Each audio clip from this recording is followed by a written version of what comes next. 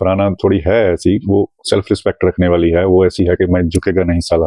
कोनिका जी कौन होती हैं फरहाना का खाना छीनने वाली? वो कौन होती हैं कि जब तक मालती की प्लेट नहीं धुलेगी तेरे को खाना नहीं मिलेगा? वो कौन होती हैं?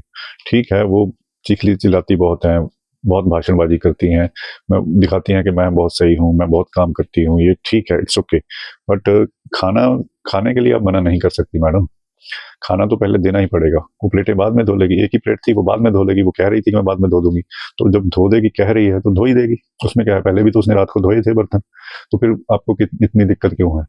और फिर जब तानिया के साथ फरहाना बैठी थी तो माल बाहर आया छोटे बच्चे की तरह, अरे फरहाना तू काम कर ले, तो क्या तू क्या चाहती है मैं उससे माफी मंगवाऊं कनिका जी से? तो वहां फरहाना ने नहीं कहा कि उनसे आप माफी मंगवाओ, वो तानिया ने कहा था कि आप माफी मंगवाओ कनिका जी से, और वहां जाके अंदर जाके कनिका जी को बोल रहा है कि वो कह रही है पहले उनसे माफी मंगवाओ फिर मैं काम करूंगी। ऐसा थोड़ी है, ऐसा अमाल उसने कहा ही नहीं था। अमाल भी बात को घुमा के वहां तक लेके गया, जो उसने कहा ही नहीं फरहाना ने, वो बात वो वहां जाके कह रहा है।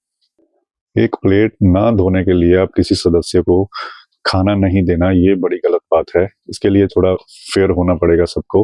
फरहाना थोड़ी है ऐसी, वो सेल्फ रिस्पेक्ट रखने वाली है, वो ऐसी है कि मैं झुकेगा नहीं साला। तो सबको अब तक तो समझ ही गए होंगे कि वो ऐसी है, तो थोड़ा उसके साथ हिसाब से अपने आप को, अगर उससे काम लेना है फरहाना से सबको, तो उसके हिसाब से थोड़ा चल सकते हैं। अगर हमें किसी से काम लेना है कि कोई बंदा अड़ियल है तो उससे कैसे काम लेना है ये आपको समझ लेना चाहिए। वहां कोई बच्चा तो है नहीं, मैडम तो है ही 60 साल की।